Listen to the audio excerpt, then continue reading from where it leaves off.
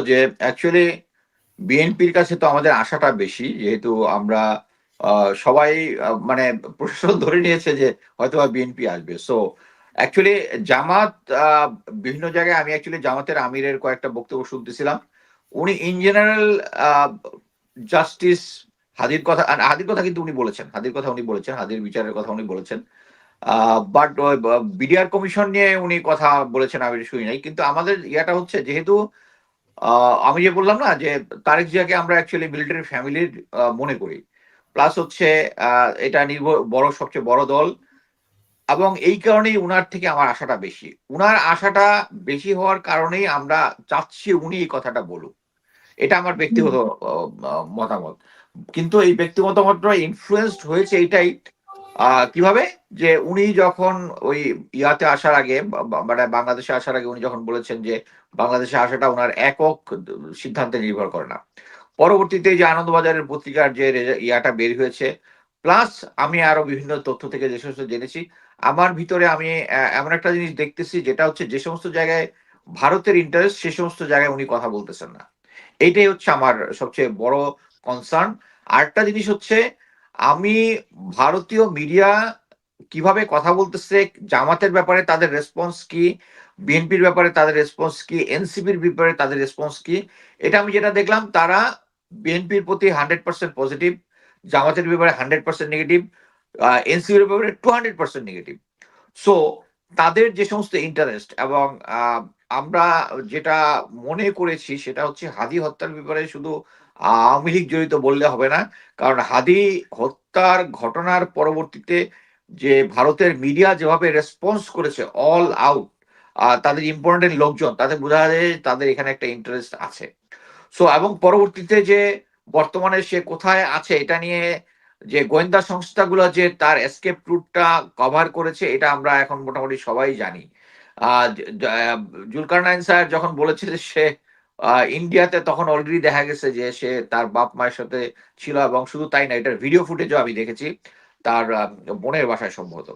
So এই সমস্ত ক্ষেত্রে সবকিছু মিলায়ে যেটা মনে হয় যে আ জামাত যদি আসে বা জামাত ওই তার সেই ন্যারেটিভ ফয়সালের যে পরবর্তীতে আমরা ভিডিও বার্তা দেখলাম, সেটাতে আসলে কি মানে কি প্রমাণ করার চেষ্টা করছে? বা সেটাও বা কেন? মানে কেউ এর পেছনে নিশ্চয়ই কোনো একটা ইয়ে আছে, উদ্দেশ্য আছে।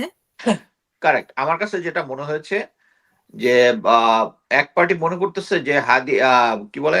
আ আর এই যে জামাতকে দোষারোপ করছে ওইখানে, বিএনপি কে সেভ করছে। মানে আপনি নিশ্চয়ই ভিডিও বার্তাগুলো দেখছেন। আসলে অরিজিনালি তার ভিডিও বার্তা কিনা সেটাও তো একটা সন্দেহের বিষয় মানে কি আছে। আপনি কি ফয়সলের ভিডিও বার্তার কথা বলতেছেন? ফয়সালের, হ্যাঁ। হ্যাঁ। বুঝতে পারছি, বুঝতে পারছি, বুঝতে পারছি। বাট অ্যাকচুয়ালি অন গ্রাউন্ড এ আমি যেটা মনে করি যে সে যে গল্পগুলা বলতেছে এটা একটা ফেক স্টোরি। আ তাকে আ তার হ্যান্ডেলাররা যেভাবে ফেড করতেছে সে ওইভাবে ওই তথ্যগুলো দিচ্ছে। কারণ অন গ্রাউন্ড এ তো অলরেডি তার মা এবং তার অন্যান্য অ্যাসোসিয়েটরা অলরেডি বলে ফেলছে যে হি ওয়াজ ইনভলভড উইথ দ্যাট। তাকে সে মোটরসাইকেলে ক্যারি করতেছে। অতএব সে যদি বলেও যে সে মোটরসাইকেল ওখানে ছিল না, সেটার সাথে জড়িত না, ইট ডাজন্ট মিন এনিথিং। এটাকে সিরিয়াসলি নেওয়ার কিছু নাই। এখন সে যেটা চেষ্টা করতেছে পিছনে অ্যারাবিক মিউজিক বানায়ার চেষ্টা করতেছে যে সে ইয়াতে আছে। It's a funny way. Even uh তার যে এই কনভারসেশন এর সময় পিছনে আ যে সমস্ত ট্রাফিকের হর্ন-টর্ন শোনা গেছে এটাও আমার কাছে মনে হইছে এটা হয়তোবা বাংলাদেশ। বড়জোর ইন্ডিয়া। বাট আমার কাছে বাংলাদেশী মনে হইছে। সো এটা একটা হচ্ছে কি কেউ তাকে ফিট করতেছে যে এই জিনিসগুলা খাও। বাট কথা হচ্ছে অ্যাকচুয়ালি মানুষ এই জিনিসগুলো আর নিচ্ছে না। এবং এটার সাথে যে গোয়েন্দা সংস্থা আ ব হাসিন স্যার তো বলল একটা গোয়েন্দা সংস্থা জড়িত। আমি একদম স্পষ্ট করে বলি এটার সাথে ডিজিএফআই জড়িত। এবং ডিজিএফআই এর একটা সেল জড়িত এবং সরাসরি তাকে এই কভারেজটা দিয়েছে এবং এর কারণ হচ্ছে যে আমাদের সোর্স যারা ডিজিএফআই অফিসারের সাথে কথা বলে বা অন্যান্য যারা কথা বলে তারা এইটার পরে উল্লাস প্রকাশ করেছে এবং আ তাদের বিভিন্ন জায়গায় যে সমস্ত লোকজন আমার যে সমস্ত সোর্স তারা হচ্ছে আমাকে তথ্য দিয়ে মনে করে যে সে আমার সোর্স বাট সে যে ডিজে ভার্সুস এটাও আমি জানি। হ্যাঁ? সো এদের রেসপন্স দেখলে বোঝা যায় এটা হাদিটা অ্যাকচুয়ালি গোয়েন্দা সংস্থা ডিজিএফআই কাজটা করেছে এবং এটা কাভার দেওয়ার চেষ্টা করতেছে। বাট আমি মনে করি যে বাংলাদেশের এই এস্টাবলিশমেন্ট কে যে বাংলাদেশের যে নরমাল আহ, নির্বাচনের যে এস্টাবলিশমেন্ট, যেটা আমাদের কোটি কোটি টাকা লাগে ইয়া করতে, এই জিনিসটাকে চ্যালেঞ্জ করেছে এবং ইন্ডিয়ান হেজিমনিকে চ্যালেঞ্জ করেছে। এইটাই আওয়ামী লীগ এবং ইন্ডিয়ার যৌথ ভাবে মনে হয়েছে যে সে একটা থ্রেট। সো আমি মনে করি যে আল্লাহ অ্যাকচুয়ালি তাকে নিয়ে গেছেন আমাদের সামনে একটা জিনিস চোখে আঙ্গুল দিয়ে দেখানোর জন্য। হয়তো যদি হাদি বেঁচে থাকতো, সে যদি নির্বাচিত হইতো বা হইতো না, ধরলাম হইতো হইতো, যদি হইতো, তাকে কিন্তু তার যে এজেন্ডা আছে সেই এজেন্ডা অনুযায়ী কাজ করতে সে পদে পদে বাধা পাইতো।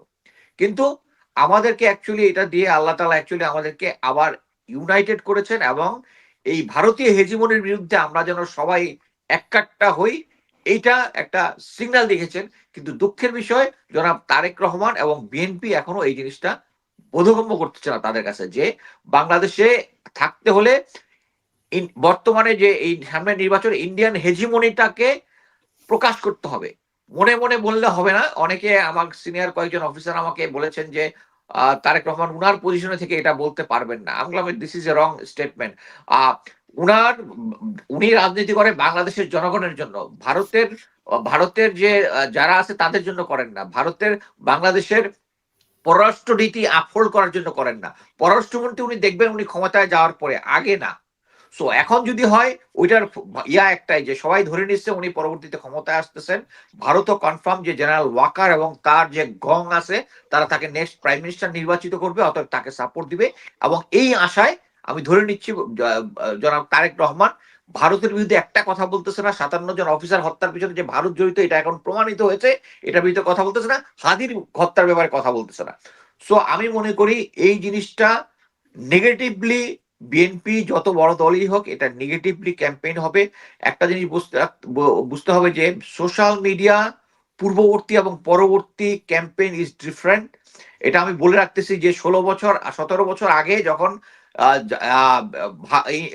আওয়ামী লীগ এসেছিল বা আগের যে নির্বাচন করেছিল, মেইন মিডিয়াগুলোই হচ্ছে ফোকাস, তারা যেটা বলবে এইটাই হবে।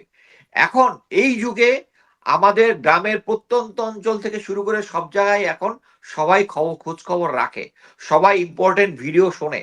এই কারণেই যদি না শুনতো তাহলে শেখ হাসিনার পতন হইতো না, কারণ এটা একটা জয়েন্ট ভেঞ্চার ছিল।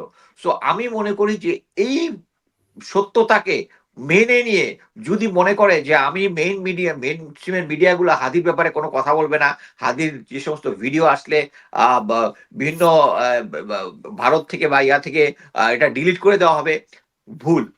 এবং এটা যদি বিএনপি বিশ্বাস করে, তারেক রহমান বিশ্বাস করে যে হাদি ব্যাপারে কোনো কথা বলা না বলে আমরা সামনে নির্বাচনে স্মুথ হয়ে যাবো, আমার মনে হয় না। এবং এই সোশ্যাল মিডিয়ার ব্যাপারটা গুরুত্বের সাথে নেওয়া উচিত। এবং শেখ হাসিনা নেয়নি বলে তাকে পালিয়ে যেতে হয়েছে। ধন্যবাদ।